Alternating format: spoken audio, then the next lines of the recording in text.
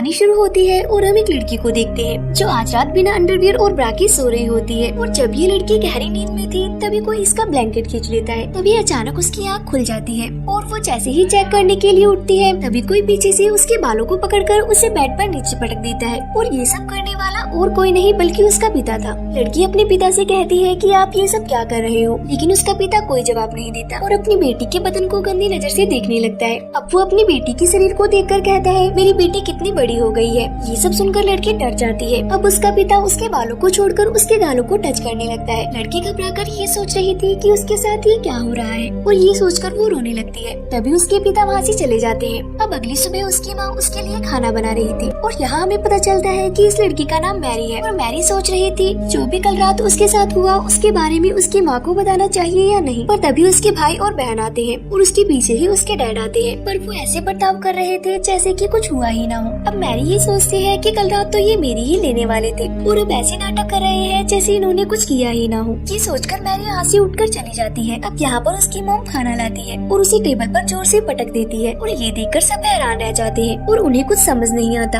अब उनकी मॉम अजीब तरह से खाना खाने लगती है जैसे कि कई दिनों से भूखी हो। उसे ऐसा खाते देख वो सब डरने लगते हैं। तभी मैरी का छोटा भाई खाना उगल देता है और कहता है खाने में बहुत ज्यादा नमक है। तभी उसकी मॉम उसका खाना झपट लेती है और पागलों की तरह खाने लगती है। आखिरकार इन लोगों के साथ ये सब क्या हो रहा है। दरअसल जब से ये लोग नए घर में शिफ्ट हुए हैं तभी से इनके साथ अजीब चीजें हो रही हैं। उनके पड़ोसी कभी उनके आंगन में अजीब से स्टैचू लगा देती है तो सुबह कोई उनके सामने मरा हुआ जानवर लटका देता है और पिता हर रात अपनी बेटी के साथ जबरदस्ती कर उसकी लेती है। मॉम सुबह सुबह अजीब जानवरों की तरह खाना खाती है और वो अपना खाया हुआ खाना अपनी बेटी को भी खाने को देती है, लेकिन बेटा नहीं खाना चाहता। वो अपने डैड की तरफ देखता है। डैड कहते हैं कि अगर तुम नहीं खाना चाहते हो तो मत खाओ। ये सुनकर मॉम डैड को गुस्से भरी निगाहों से देखने लगती है। इसके बाद वो खाने को टेबल पर फेंक देती है और प्लेट्स को भी नीचे फेंक देती है। अब मॉम उन सभी पर चिल्लाने लगती है और अपनी बेटी से कहती है जो मैं बनाती हूँ उसे चुपचाप खा लिया करो। वो इतने जोर से चिल्लाती है कि उसका बेटा डर के मारा रोने लगता है। उन्हें समझ में ही नहीं आ रहा था कि ये सब क्या हो रहा है, लेकिन ये तो अभी बस शुरुआत थी। इसके बाद हम देखते हैं कि मैरी नहा रही होती है। तभी कोई उसके पास आकर खड़ा हो जाता है, लेकिन जब वो शीशा साफ कर देखती है तो उसकी जुड़वा बहन वहाँ खड़ी होती है जो उसके साथ सिर्फ मजाक कर रही थी। फिर ये दोनों बहनें मैरी के कमरे में चली जाती हैं और यहाँ पर मैरी की बहन उसे बताती है कि कैसे हर रात उसके डैड उसके लेने आते हैं। मैरी को यकीन नहीं हो रहा था कि ये सब उसकी बहन के साथ भी हो रहा है। तभी उनके डैड वहाँ पर आते हैं और उन्होंने इनकी सारी बातें सुन ली थी, इसलिए वो चाकू निकालकर उन पर हमला करते हैं। तभी मैरी उनको धक्का देकर वहाँ से भागने लगती है, पर उसके डैड उसकी बहन के बालों को पकड़कर उसको उठाकर फेंक देते हैं। पर मैरी सीढ़ियों पर गिरने की वजह से बेहोश हो जाती है। अब उसके डैड स्टोर रूम से एक हथौड़ा लेकर आते हैं और तभी हम देखते हैं मैरी को होश आ चुका था और वो अपनी बहन को ढूंढ रही होती है। और तभी उसे एहसास होता है कि उसके पीछे कोई खड़ा है और जब वो पीछे मुड़कर देखती है तब उसे उसके डैड नजर आते हैं जो हाथ में हथौड़ा लेकर उसकी ओर बढ़ रहे थे। वो उसको कुछ कर पाते तभी मैरी उनके सर पर कुछ मार देती है, लेकिन उससे उन्हें कुछ भी नहीं होता।